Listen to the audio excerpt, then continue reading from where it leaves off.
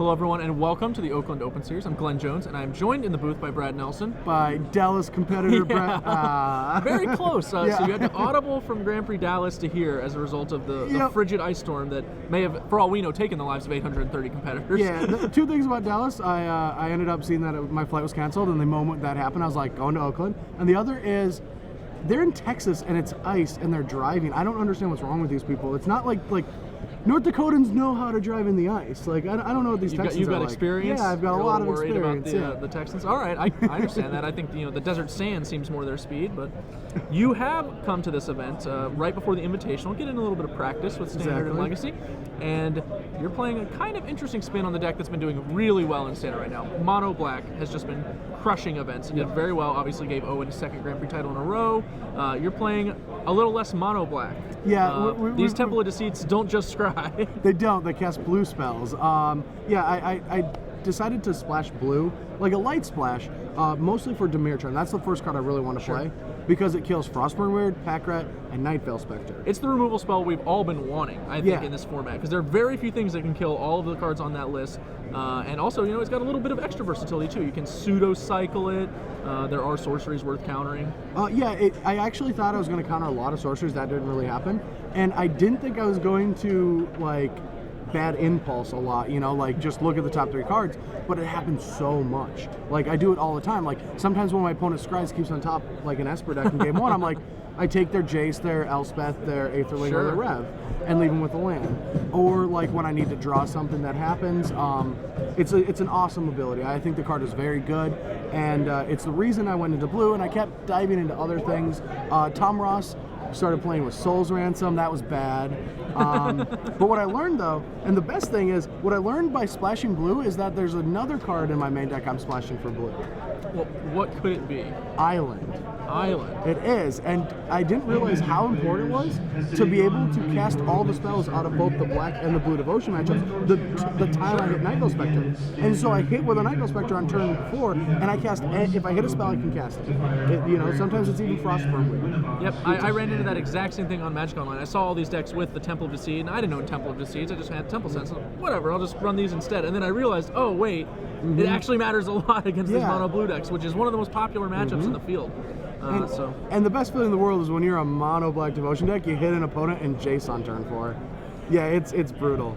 But I like the deck. I shaved some of the cards. As you can tell, there's only 3 demons and 3 Grey Merchants, mostly because I would always shave those cards after sideboard. And I have a sideboard strategy where I don't want Underworld connections in some of the aggressive matchups. And when you don't have Underworld connections, Grey Merchant gets a little bit worse. Sure. So I was always shaving that Grey Merchant in every matchup.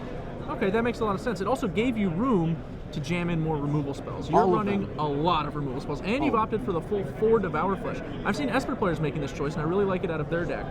What made you want to go to Devour Flesh as well? Esper.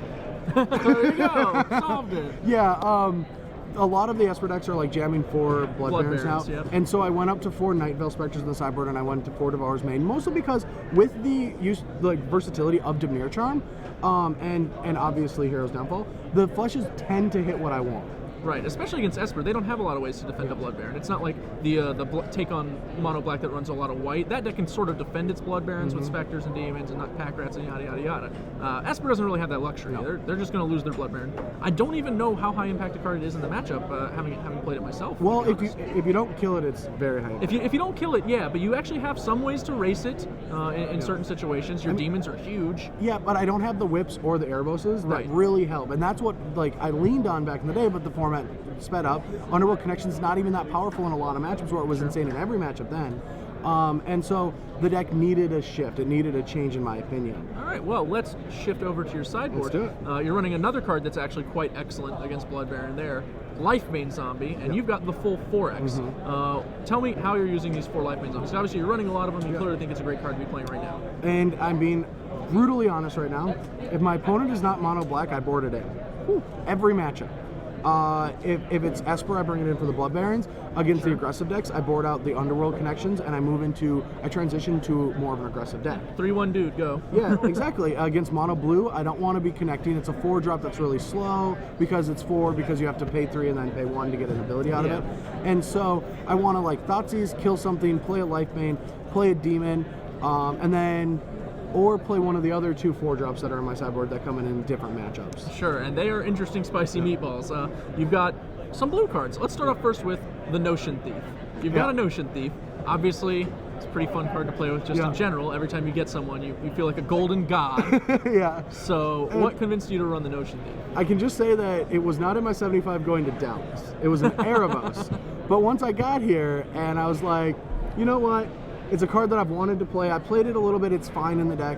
It's just fun, and I wanted a card. Like, I just wanted that moment at this tournament. You wanted the experience. Yeah. All right. I've done it on Moto. I just want to see my opponent's face when I, and you set it up. It's so easy to set up. You just wait till turn 7, cast a discard spell, reap the benefits. It just happens every time. You just discard. They're like, draw form response. I'm like, nope.